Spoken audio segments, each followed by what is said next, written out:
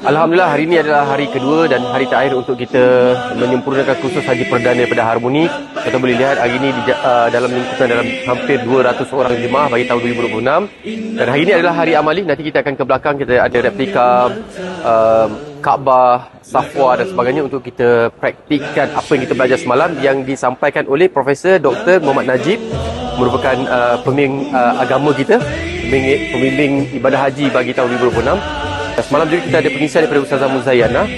Alhamdulillah, bagi tahun ini Datuk Haji Masrus ni akan memimpin delegasi jemaah haji bagi tahun 2026.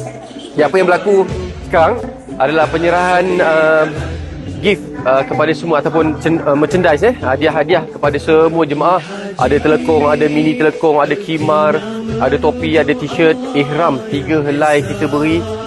Alhamdulillah, bagi tahun ni kita harapkan ini adalah usaha dan ikhtiar kita. Tolong doakan, barangkali ada di sini mak ayah anda, keluarga anda, kenalan anda.